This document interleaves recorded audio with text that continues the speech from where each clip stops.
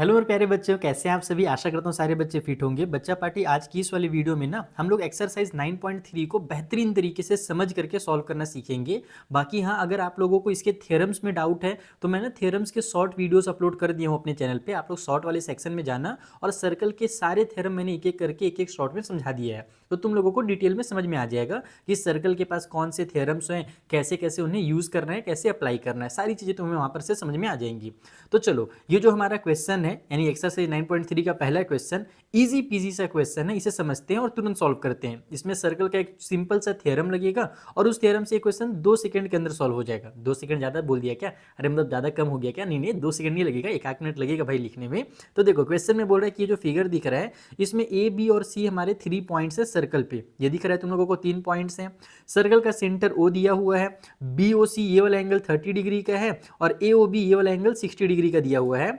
If D is a point on the circle, अगर D हमारे पास circle में किसी दूसरे जगह पर पॉइंट है तो हमें ADC फाइंड करना है। ये वाला जो एंगल है बेटा ना, ये फाइंड करना है। सिंपल सा एक थ्योरम है सर्कल का कि जो भी एंगल सेंटर में बनता है किसी आर्क के द्वारा, वो एंगल दूसरे वाले एंगल का डबल होता है। यानी कि यहाँ पर ये जो कंप्लीट एंगल है ना जिसका नाम AOC है, ये पूरा एंगल इस वाले एंगल का डबल होगा। तो अगर यहाँ तुम पूरा एंगल देखो कितने डिग्री का है, 60 और 30 मिला करके 90 डिग्री का है। तो अगर ये 90 का है और इसका ये डबल है, यानी कि ये वाला क्या होगा, इसका आधा होगा। तो 90 का आधा कितना होता है? 90 का आधा 45 होता है। तो इसका जो वैल्यू होगा ना 45 डिग्री हो जाएगा। बस इतना ही सा काम करना है। क्वेश्चन देख करके तुम्हें आंसर पता चल जाना चाहिए अगर तुम लोगों को थ्योरम पता है सर्कल के। तो बाकी इसे लिखना कैसे कॉपी में, चलो वो समझा देता हूँ। तो देखो, यहाँ पर मैंने रफली एक डायग्राम बना लिया है ताकि तुम्हें समझ में आते जाए मैं किस एंगल की बात कर रहा हूँ। अब सबसे पहले देखो मैंने क्या बताया तुम्हें, ये जो एंगल AOC है ना, ये फाइंड कर लो। ये जो एंगल AOC है ये किससे बना है? ये इस AC नाम के आर्क से बना है। सर्कल में हमारे पास 2 पॉइंट के बीच का जो दूरी होता है ना सर्कमफ्रेंस में, उसे आर्क कहते हैं। जैसे AB भी एक आर्क है, BC भी एक आर्क है और पूरा का पूरा जो AC है वो भी एक आर्क है। तो हम इस AC वाले आर्क की बात कर रहे हैं क्योंकि AC वाले आर्क से सर्कल के सेंटर में ये कंप्लीट एंगल बना है और इसी AC वाले आर्क से ही हमारा देखो ये पॉइंट D पर एंगल बना है। A से आया D के पास, C से आया D के पास, तो ये वाला एंगल बना है जो हमें फाइंड करना है।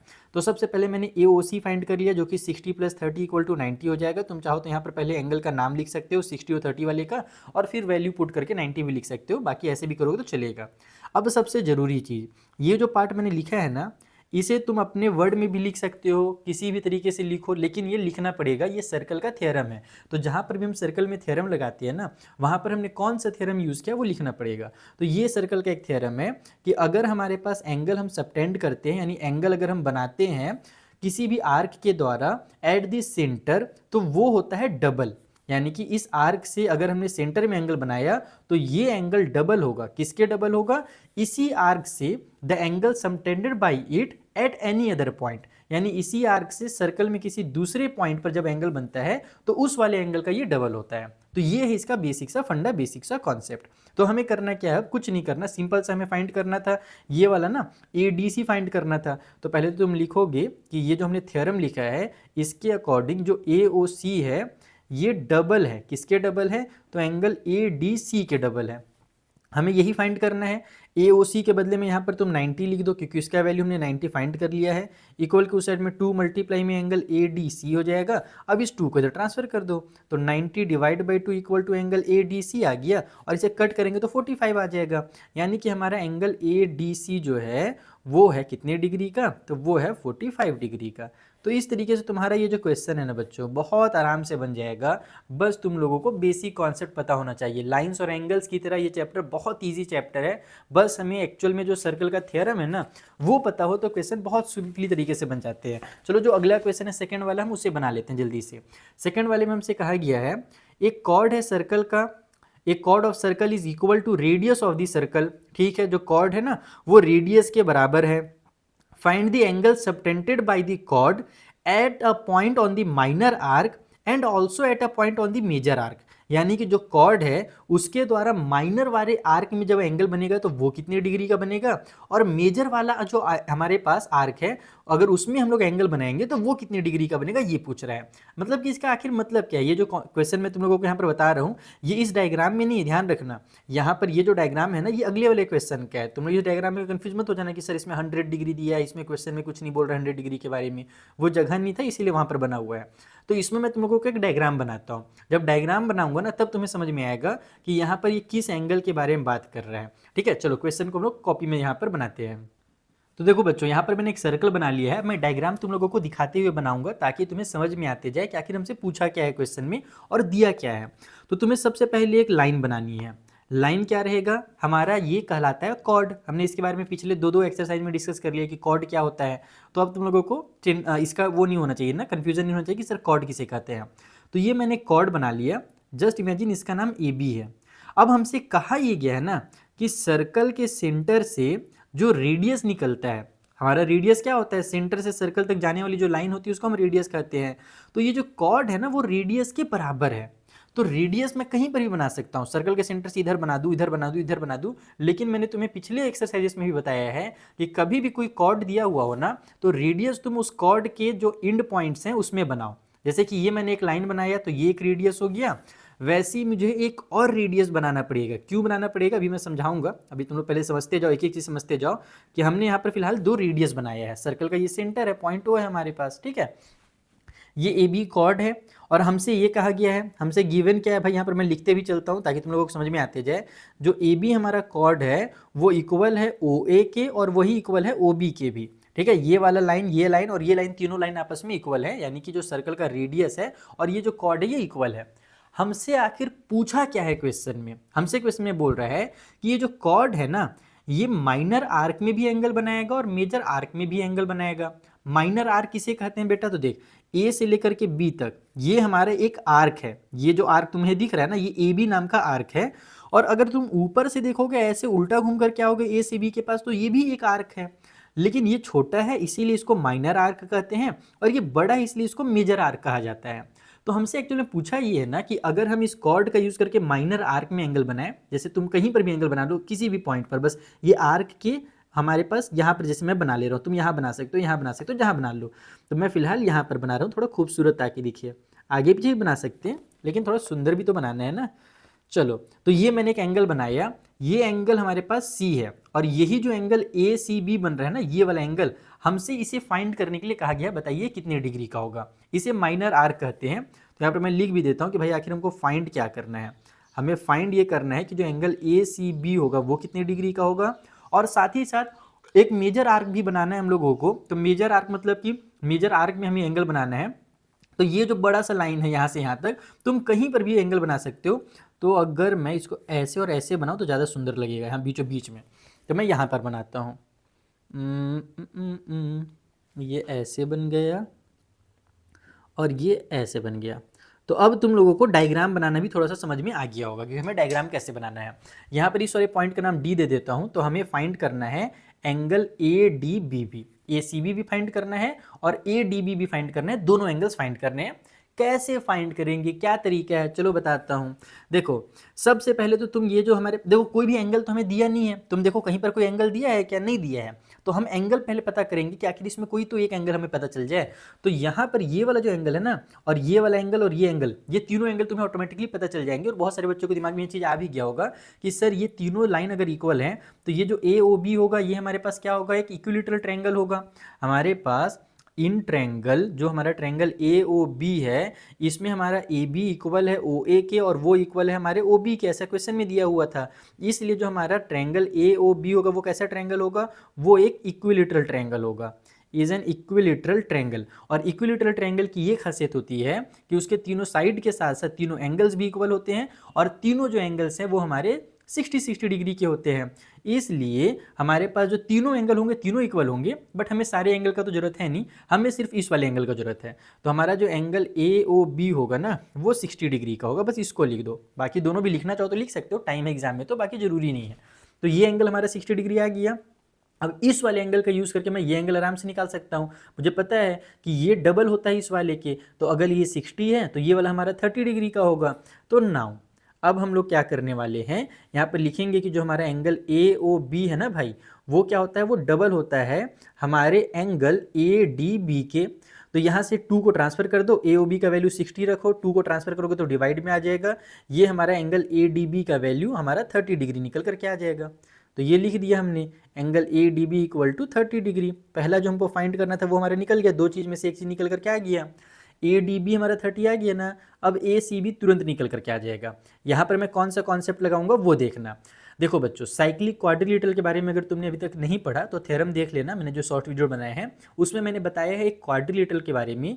कभी भी अगर किसी भी सर्कल के अंदर क्वाड्रिलेटरल बनता है ना, जैसे कि ये देखो तुम ए सी बी और डी, ये सर्कल में क्वाड्रिलेटरल बना रहे हैं। क्वाड्रिलेटरल बोलते हो डब्बा बना रहे हैं जिसके 4 साइड हैं और ये जो चारों पॉइंट्स हैं हमारे, ये सर्कल में टच कर रहे हैं, तो इसे बोला जाता है साइक्लिक क्वाड्रिलेटरल।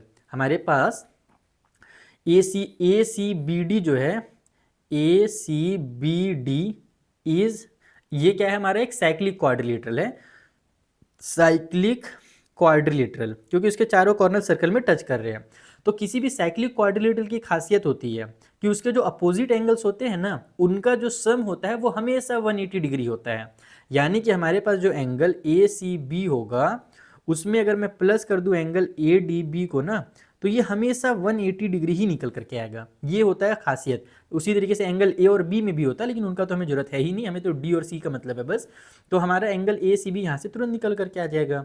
ए डी बी के बदले में हम 30 लिख देंगे, जो कि हमने पहले निकाल रखा है यहाँ पर, इक्वल के उस साइड में 180 हो गया।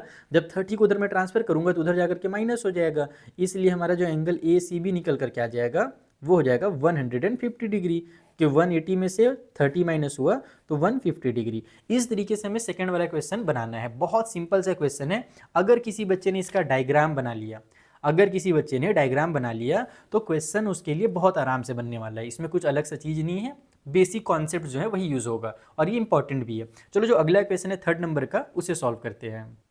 तो देखो 3rd वाले क्वेश्चन में ये कहा गया है कि इस वाले डायग्राम के अंदर ये एंगल है 100 डिग्री का, पी क्यू आर जो है वो पॉइंट है सर्कल के ऊपर। देखो पी क्यू आर हमारे सर्कल के ऊपर पॉइंट्स हैं जिसका सेंटर ओ है। हमें फाइंड करना है O P R. O P R बोले तो एकदम पतलू सा एंगल, देखो ओ पी आर बोले तो ये वाला एकदम जो एंगल बना है ना छोटा सा, ये वाला एंगल हम लोगों को बताना है कितने डिग्री का होगा। दो तरीके हैं। पहला तरीका देखो मैं तुम लोगों को यहीं पे समझा देता हूँ, जिन बच्चों को समझ में आ जाएगा वो इस तरीके को यूज़ कर लेना, जिन बच्चों को समझ में नहीं आएगा वो जो मैं दूसरा तरीका भी कॉपी में बनाऊंगा वो यूज़ कर लेना। पहला तरीका ये बेटा ना कि देखो यहाँ पर सर्कल का सेंटर ओ है ना, और ये वाला एंगल अगर 100 डिग्री का बना हुआ है तो इधर से देखो ये ऐसे घुमा हुआ है, ऐसे उल्टा घुमा हुआ है। इसका मतलब ये हुआ कि जो यहाँ पर हमारा एंगल बनेगा ना इधर बाहर साइड में, ये वाला जो एंगल होगा वो इसका डबल हो जाएगा। ये वाला एंगल और इसके बाहर में जो एंगल है, ये दोनों एंगल आपस में कनेक्टेड हैं, क्योंकि दोनों ये जो पी आर नाम का हमारा आर्क है ना, इससे बने हुए मेजर जो आर्क है, पी आर नाम का जो मेजर आर्क है, देखो पी से क्यू के पास गया, आर से क्यू के पास गया, पी से ओ के पास आ रहा है, आर से ओ के पास आ रहा है, तो ये जो बाहर में हमारा एंगल बन रहा है ये वाला एंगल इसका डबल होगा। तो बाहर वाला एंगल 200 का हो जाएगा। तो जस्ट इसके पीछे वाला एंगल, जैसे ये बाहर वाला एंगल अगर 200 हो रहा है तो अंदर वाला एंगल कितना होगा, हमें पता है कि कंप्लीट एंगल 360 का होता है। तो अगर इधर 200 है तो इधर हमारा 160 हो जाएगा, तो वहां से तुम्हें अंदर वाला एंगल 160 मिल जाएगा। और जब अंदर वाला एंगल 160 मिल जाएगा ना, तो देखो ओ आर और जो ओ पी है हमारा, ये दोनों तो रेडियस है यानी इक्वल है। तो अगर दो लाइन इक्वल है यानी दो हमारे साइड इक्वल है ट्रायंगल के, तो दोनों एंगल भी इक्वल होंगे। तो ये भी 10 का हो जाएगा और ये भी 10 का हो जाएगा और ये 160 का रहेगा। तो एक तो ये तरीका है, ये तरीका अगर कोई बच्चा यूज़ करना चाहे तो यूज़ कर ले। अगर इसमें कंफ्यूजन होता है, कई बच्चों को मैंने देखा है ना, वो कंफ्यूज होते हैं कि सर इधर बाहर वाला क्यों होगा, अंदर वाला क्यों नहीं होगा। अगर ऐसा कंफ्यूजन है तो वो तो मैं तुम लोगों को डिटेल में एकदम समझाऊंगा तभी समझ में आएगा। फिलहाल मैं तुम लोगों को एक दूसरा तरीका बता देता हूँ। तुम इसमें कंस्ट्रक्शन कर सकते हो, तुम्हारा जो अंदर वाला एंगल है ना उसे तुम कनेक्ट कर सकते हो इधर भी कोई एंगल बना करके। अब फिर वो एंगल कैसे बनाना है चलो कॉपी में समझाता हूँ। तो देखो इस तरीके का ही डायग्राम तुम्हें क्वेश्चन में दिया हुआ है ना, इसमें कंस्ट्रक्शन ये करना है कि यहाँ पर कहीं पर भी कोई पॉइंट ले लो और इन दोनों पॉइंट्स को मिला दो। जैसे आर से इसको मिला दो पहले, और उसी तरीके से इधर पी से इसको मिला दो। तो इससे होगा क्या पता है, इससे एक मज़ेदार चीज़ आ जाएगा। हमारे पास यहाँ पर एक पॉइंट है, जैसे पी क्यू आर एस नाम हो ही चुका है, इसका नाम मैं एस रख देता हूँ, पी क्यू आर एस ऐसे हो जाएगा। तो यहाँ पर हमारे पास ये एंगल और ये एंगल कनेक्टेड हो जाएंगे, क्योंकि दो हमारा ये साइक्लिक क्वाड्रिलेटरल बन गया पी क्यू आर एस जो है, तो अपोजिट एंगल का सम 180 होता है, तो ये यहाँ से 80 डिग्री का बन जाएगा। अब तुम्हारे पास ये एंगल मिल गया है तो तुम इस एंगल को आराम से निकाल सकते हो। पहले तुम इसको लिख भी देता हूँ कि हम लोगों ने क्या क्या काम किया, पर एग्जाम में तुम्हें ऐसे ही लिखना पड़ेगा। एग्जाम में तुम टीचर को समझाने थोड़ी बैठोगे, वहाँ पर तो लिख के दिखाना पड़ेगा। तो हमने क्या किया, हमने ज्वाइन कर दिया। किसे ज्वाइन कर दिया भाई, तो पी एस को और आर एस को, और इसको ज्वाइन करने से पी क्यू आर एस हमारा एक साइक्लिक क्वाड्रिलेटरल हो गया। तो now P Q R S is a cyclic quadrilateral. ठीक है, अब हमारे पास जो एंगल Q है जिसका नाम हमें पी क्यू आर दिया हुआ है क्वेश्चन में, तो एंगल पी क्यू आर में अगर मैं प्लस करूंगा एंगल पी एस आर को, यानी एस वाले एंगल को, तो दोनों का सम 180 डिग्री होगा। साइक्लिक के होने की वजह से अपोजिट एंगल का सम 180 होता है। इसका वैल्यू हमारे पास 100 है, प्लस में angle P S R equal की उस साइड में 180 है, 100 को मैं इधर ट्रांसफर करूंगा, उधर जाकर के माइनस हो जाएगा, तो एंगल पी एस आर हमारे यहाँ से 80 डिग्री आ जाएगा, जो कि मैंने पहले लिख के तुम्हें समझा दिया है। अब जब पी एस आर निकल गया है तो तुम अब इस डायग्राम को उल्टा घुमाओ। अब तुम लोगों को इधर से समझ में आएगा चीज़ें कि देखो बेटा, ये वाला जो एंगल हमारा बना है ये आर और पी वाले पॉइंट से जाकर के मिल करके बना है, ठीक है। और यहाँ पर जो एस वाला एंगल बना है वो भी आर और पी से जाकर के बना हुआ है, यानी ये एंगल और ये एंगल होंगे आपस में कनेक्टेड। ये सर्कल के सेंटर वाला एंगल है और ये सर्कल के दूसरे जगह जो सबटेंड हुआ है वो एंगल है, और हमें पता है दोनों एंगल क्या होते हैं, कनेक्टेड होते हैं। ये सर्कल के सेंटर वाला एंगल डबल होता है। तो अब इसको वापस से घुमा देता हूँ मैं, और यहाँ पर लिख देता हूँ कि हमारे पास ऑल्सो, ये जो हमने पहले किया उसके बाद हमारे पास जो एंगल पी ओ आर है वो क्या है भाई, तो वो डबल है हमारे एंगल पी एस आर के। तो यहाँ से हमारा जो एंगल पी ओ आर निकलेगा वो हो जाएगा 2 मल्टीप्लाई बाई में 80, यानी कि एंगल पी ओ आर हमारा निकल गया 160 डिग्री। जब मैंने क्वेश्चन सॉल्व करने से पहले तुम लोगों को समझाया था तो मैंने बताया था ना, ये एंगल हमारा कितना निकलेगा 160 निकलेगा, इधर वाला 200 आ जाएगा इससे कनेक्ट होकर के, और फिर ये एंगल 160 का हो जाएगा। तो वही हम लोगों ने इतना मेहनत करके किया। तो जिन बच्चों को वो वाला समझ में आ गया था वो कंस्ट्रक्शन मत करना, वो डायरेक्ट ऐसे ही कर देना। जिनको वो वाला समझ में नहीं आया है, जिनको कन्फ्यूजन होता है, वो बच्चे इस तरीके से बना सकते हो। तो हमारे पास ये अंदर वाला जो एंगल है वो पी ओ आर हमारा 160 डिग्री का हो गया। अब हम ट्रायंगल को पकड़ेंगे, कौन सा ट्रायंगल, तो वही पी ओ आर वाला triangle. In triangle P O R हमारे पास जो ओ पी है वो इक्वल है ओ आर के, और रीज़न है कि भैया वो रेडियस है सर्कल के, रेडियस होते हैं वो आपस में इक्वल होते हैं। तो इसलिए जो मेरा ये वाला एंगल होगा जो मुझे फाइंड करने के लिए कहा गया है ओ पी आर नाम का एंगल ओ पी आर जो मुझे फाइंड करना है ना, वो इक्वल होगा हमारे ओ आर पी के। ठीक है, अगर ये साइड और ये साइड इक्वल है तो ये एंगल और ये एंगल भी इक्वल होंगे। ठीक, अब हम क्या करेंगे नाउ, अब हम लोग यहाँ पर तीनों एंगल का सम कर देंगे। हमारा ओ पी आर प्लस में एंगल ओ आर पी और प्लस में एंगल पी ओ आर जो सेंटर वाला एंगल है जो मैंने 160 फाइंड किया है, तीनों का सम 180 होता है। ट्रायंगल का एंगल सम प्रॉपर्टी लग गया यहाँ पर। तो ओ पी आर और यहाँ पर ओ आर पी है, एक काम करो, ये जो ओ पी आर है ना, ओ पी आर, इसको तो ओ पी आर ही रहने दो, ये जो ओ आर पी है इसको भी ओ पी आर लिख दो, या फिर दोनों को चाहो तो तुम यहीं पर दोनों को x मान सकते हो, तो उससे तुम यहाँ पर डायरेक्ट x लिख सकते हो, वही लिख दो डायरेक्ट। बार बार ये सब देखो मैं तो लिखूंगा यहाँ पर, कोई दिक्कत नहीं, एग्जाम में तुम्हारा टाइम बचाना जरूरी है ना। तो यहाँ पर हम लोग इसको x मान लेते हैं। तो ये हो जाएगा हमारे पास पहला वाला भी x हो गया और ये दूसरा वाला भी x हो गया। इसका वैल्यू हम लोगों ने 160 फाइंड कर रखा था, इक्वल को साइड में 180 हो जाएगा, 160 उधर जाएगा तो माइनस हो जाएगा, x और x मिल करके 2x हो गए, 180 में से 160 माइनस होकर के बना लेगा यहाँ पर 20 डिग्री। अब हमें x की वैल्यू चाहिए तो हम 2 को ट्रांसफर कर देते हैं उधर, तो डिवाइड बाई में 2 आ जाएगा। यहाँ से x की वैल्यू हमारी 10 डिग्री आ गई, और x का वैल्यू 10 डिग्री आ गया, इसका मतलब जो हमारा एंगल ओ पी आर हमें फाइंड करना था वो 10 डिग्री का होगा। तो इस तरीके से तुम्हें देखो बच्चों एग्जाम में लिख करके बनाना पड़ेगा। बाकी मैं क्वेश्चंस को तुम लोगों को एकदम शुरू में ही समझा दे रहा हूँ कि क्वेश्चन देख करके ही तुम्हें आंसर पता चल जाना चाहिए कि यहाँ पर हमारा 10 डिग्री होगा। दिमाग में पहले सॉल्व कर लो और उसके बाद कॉपी में सॉल्व करोगे तो ज़्यादा मजा आएगा, ठीक है, नहीं तो फिर पता चला गड़बड़ सड़बड़ करने लगे। तो ये हो गया थर्ड क्वेश्चन भी सॉल्व। चलो जो फोर्थ वाला पार्ट है उसे बना लेते हैं। फोर्थ वाला क्वेश्चन और भी ज़्यादा मज़ेदार है। इसमें हमसे कह रहा है कि जो एंगल ए बी सी है ना, ये देखो ए बी सी बोले तो ये पूरा एंगल ये 69 डिग्री का है, और एंगल ए सी बी जो हमारा एंगल है ए सी बी बोले तो ये वाला एंगल वो 31 डिग्री का है। हमें बताना है बी डी सी कितने डिग्री का होगा। बी डी सी बोले तो ये एंगल बताना है ना बेटा, तो ये एंगल पता कर ले, ये एंगल और ये एंगल दोनों सेम एंगल है। इन दोनों एंगल को कहा जाता है सेम सेगमेंट वाले एंगल, और इसका भी एक थ्योरम है जो कि मैंने शॉर्ट वीडियो में यहाँ पर बताया है। कभी भी मान लो सर्कल में कोई लाइन बनती है जिसे हम कॉर्ड कहते हैं, तो उससे हमारे पास ऐसे लाइन जो होता है ये आर्क कहलाता है, और जो पूरा पार्ट होता है उसे हम सेगमेंट कहते हैं। यानी जो लाइन बना, जैसे तुम बिस्कुट का एग्जांपल लो, बिस्कुट को जब तुम तोड़ोगे ना तो दो पार्ट में बढ़ जाएगा, हो सकता है बराबर बराबर बांट दो, हो सकता है छोटा बड़ा हो जाए। तो जो तुम्हारे हाथ में आएगा ना बिस्कुट, उससे हम सेगमेंट कहते हैं। जैसे ये लाइन के ऊपर वाला जितना भी पार्ट है वो एक सेगमेंट है, इस लाइन के नीचे वाला जितना भी पार्ट है वो एक सेगमेंट है। तो होता क्या है कि अगर सेम सेगमेंट में एंगल बने हुए हैं ना तो वो एंगल्स हमेशा इक्वल होते हैं। तो यहाँ पर हमें जो एंगल फाइंड करना है ना वो तो डायरेक्ट नहीं निकलने वाला, क्योंकि उसके लिए हमारे पास कुछ चीज़ वैसा दिया नहीं है। जैसे हम लोग अगर यहाँ पर देखें भी, जो एंगल हमें दिया हुआ है वो इस वाले ट्रेंगल के लिए नहीं दिया है। तो ध्यान से देखो, जो ट्रेंगल बी सी डी है ना उसमें हमारा 69 और 31 नहीं आ रहा है। ये 69 और 31 किस में आ रहा है? ये आ रहा है ए बी सी वाले में। तो हम इस ट्रेंगल का यूज़ करके पहले एंगल ए फाइंड करेंगे और वही वाला थ्योरम लगा देंगे कि भैया सेम सेगमेंट वाले एंगल इक्वल होते हैं, तो जितना एंगल ए होगा उतनी एंगल डी होगा। आंसर आ गया, चलो सॉल्व कर लेते हैं। तो देखो ये चीज़ें मैंने लिख ली हैं जो हमें क्वेश्चन में दिया हुआ है, और डायग्राम मैंने बना लिया ताकि तुम्हें समझ में आते जाए। सबसे पहले हम इस ट्रायंगल को पकड़ेंगे, in triangle A B C. In triangle A B C, इसमें तीन एंगल है। एक है हमारा एंगल ए बी सी जो कि हमें दिया हुआ है इतना, दूसरा एंगल है हमारा ए सी बी जो कि हमें दिया हुआ है 31, और तीसरा एंगल ये वाला ए वाला है जिसका नाम बी ए सी रख सकते हो या सी ए बी भी रख सकते हो, जो तुम्हारी मर्जी। तो बी ए सी लिख देता हूँ मैं। तीनों का जो सम होगा वो 180 डिग्री होगा। इसका वैल्यू है 69, इसका वैल्यू है 31, इसका वैल्यू नहीं पता, इसे हम बी ए सी लिख करके छोड़ देंगे। इक्वल के उस साइड में 180 कर दिया। इनको प्लस किया तो हमारे पास कितना आ गया 70, और हमारे पास 30 हो जाएगा 100। तो ये हो गया 100 प्लस में एंगल बी ए सी, और इक्वल के उस साइड में है 180 डिग्री। अब इस 100 को उधर अगर मैं ट्रांसफर करता हूँ, यहाँ प्लस में उधर जाकर के माइनस हो जाएगा, तो 180 में से 100 माइनस होगा तो 80 आ जाएगा। इसका मतलब जो एंगल बी ए सी है हमारा वो हो जाएगा 80 डिग्री। अब यहाँ पर तुम लिखोगे कि angles in the same segment are equal. हमें पता है, वी नो दैट, हम जानते हैं कि, क्या जानते हैं भाई? Angles in the same segment, angle जो होते हैं हमारे सेम सेगमेंट में वो इक्वल होते हैं, तो आर इक्वल। ठीक है, ये चीज़ लिख दिया।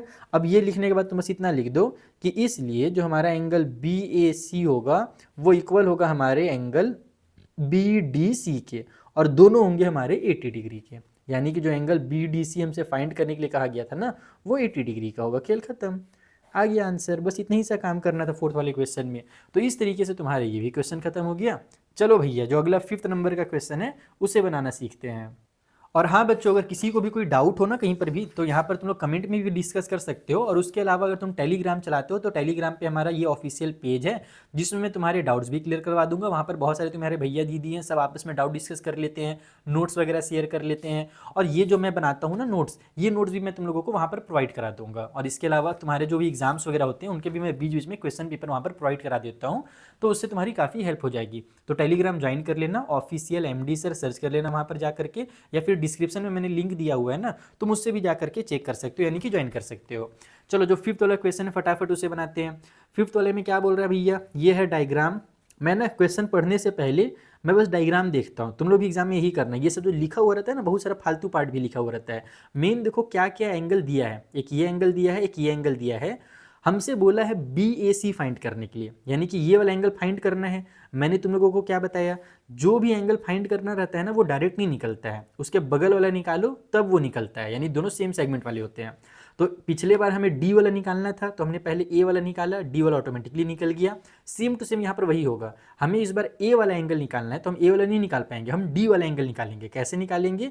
तो ये ट्रायंगल का यूज़ करेंगे। देखो ये जो CDE नाम का पतलू सा ट्रायंगल है ना, छोटू सा, इस ट्रायंगल का यूज़ करो। इसमें एक एंगल यहाँ पर दिया ही हुआ है, दूसरा ये वाला एंगल तुम आराम से निकाल सकते हो लीनियर पेयर का यूज़ करके। तो ये दोनों एंगल निकल गया तो ये निकल जाएगा, और ये निकल गया तो ये निकल जाएगा। चलो सॉल्व किया जाए।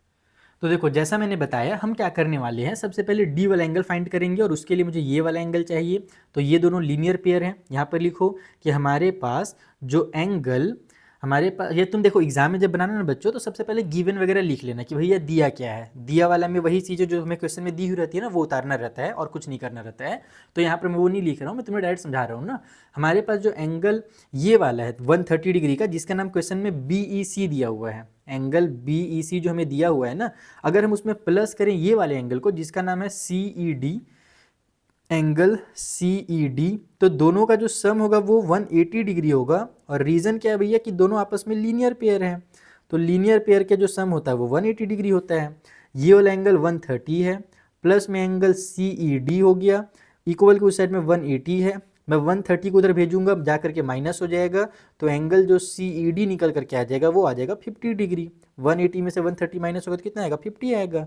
ये एंगल निकल गया ना। अब ये एंगल का यूज़ करके, यानी इस वाले एंगल का यूज़ करके मैं इसको निकालूंगा। इन ट्रायंगल, जो हमारा ट्रायंगल CDE है, छोटा सा ट्रायंगल, उसमें एक एंगल हमारा ये वाला है जिसका नाम एंगल CED ही है, एक एंगल ये 20 डिग्री वाला है जिसका नाम क्वेश्चन में हमें एंगल ECD दिया हुआ है, ECD दिया हुआ है, और तीसरा वाला एंगल ये है जिसका नाम मैं शॉर्टकट में D भी लिख सकता हूँ, क्योंकि वहाँ पर तो एक ही एंगल बन रहा है।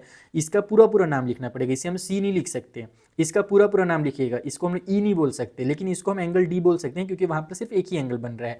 तो तुम शॉर्ट में एंगल D लिखो या पूरा नाम CDE लिखो, बतिया एक ही है। तो इक्वल की उस साइड में 180 हो जाएगा एंगल्स एंड प्रॉपर्टी से, ये हमारा है 50 डिग्री, ये दिया हुआ है 20 डिग्री, प्लस में एंगल D इक्वल के उस साइड में 180, ये हो गया 70, प्लस में एंगल D इक्वल के उस साइड में 180, तो यहाँ से हमारा एंगल D निकल करके आ जाएगा 110, 70 उधर जा करके माइनस हो गया, तो एंगल D निकल करके आ गया 180। नाउ हमारा सेम सेगमेंट वाला एंगल है ना, एंगल D और एंगल A, देखो BC जो है वो एक सेगमेंट बना रहा है, ऊपर में ये वाला और ये वाला एंगल दोनों सेम सेगमेंट में हो जाएंगे, तो एंगल जो D है वो इक्वल हो जाएगा हमारे एंगल A के, लेकिन मैं उसका नाम एंगल A नहीं लिखूंगा क्योंकि क्वेश्चन में इसका नाम हमें बड़ा सा दिया हुआ है, तो मैं एंगल BAC लिख देता हूँ, पूरा नाम लिख देता हूँ, और दोनों हमारे हो जाएंगे 110 डिग्री के। और रीज़न वही सेम सेगमेंट वाला, कि भैया सेम सेगमेंट वाला रीज़न है, तुम डिटेल में पूरा लिखोगे, मैं ऐसे शॉर्टकट में बस यहाँ पर लिख दे रहा हूँ तुम्हें समझाने के लिए, तुम्हें यही वाला लिखना जो मैंने पिछले क्वेश्चन में लिखा था। तो इसलिए जो हमारा एंगल BAC होगा वो हो जाएगा 110 डिग्री का। तो फिफ्थ वाला क्वेश्चन का भी खेल होता है खत्म। चलिए जो अगला क्वेश्चन है 6th नंबर का, उसका भी जल्दी से पोस्टमार्टम कर ही देते हैं। ये एक काम करते हैं बच्चों, ये जो क्वेश्चन नंबर 6 और उसके आगे के क्वेश्चन है ना, उसे मैं नेक्स्ट वीडियो में करा लूंगा, क्योंकि मैंने सोचा था इस वीडियो में हम लोग कम से कम 6 क्वेश्चन कर लेंगे, नेक्स्ट में हम लोग 12 तक कर लेंगे, लेकिन मैं यहाँ पर देख रहा हूँ कि 6 और 7 दोनों सेम टू सेम है, तो अगर मैं इसको कराऊंगा तो इसको भी करवा दूंगा, तो वीडियो थोड़ा लेंदी हो जाएगा, फिर तुम लोगों को बोरिंग लगने लगेगा, तो ज़्यादा बोर ना हो जाओ तुम लोग, इसीलिए टेंशन नहीं लेना है। अब ये मत सोचो कि सर नेक्स्ट वीडियो कब आएगा, चिंता ना करो, डिस्क्रिप्शन में तुम लोगों को नेक्स्ट वीडियो का लिंक मिल जाएगा, तुम्हारे सामने 2 विंडो ओपन हो गए होंगे, वीडियो में ही 2 विंडो तुम्हें दिख रहे होंगे ना, लेफ्ट वाले में क्लिक करोगे तो नेक्स्ट में पहुंच जाओगे, राइट वाले में क्लिक करोगे तो क्लास 9 के सारे वीडियोस तुम लोगों को मिल जाएंगे। तो बिंदास रहो, ऊपर आई बटन में भी मैंने सारे वीडियोस दे दिए हैं, और डिस्क्रिप्शन में मैंने सारे के सारे जो लिंक्स है ना वो प्रोवाइड करा दिया है, तुम लोगों को ढूंढने की जरूरत नहीं है, परेशान होने की जरूरत नहीं है, ठीक है। तो मिलते हैं बच्चों फिर नेक्स्ट वीडियो में। नेक्स्ट वीडियो में जा रहा हूँ, शूट कर देता हूँ जल्दी से दूसरा पार्ट इसका, जिसमें मैं क्वेश्चन नंबर 6 से 12 तक के जो क्वेश्चन है उन्हें कवर कर दूंगा। थैंक यू फॉर वॉचिंग, और हाँ अपने फ्रेंड के साथ शेयर करना बिल्कुल मत भूलना। Thank you once again.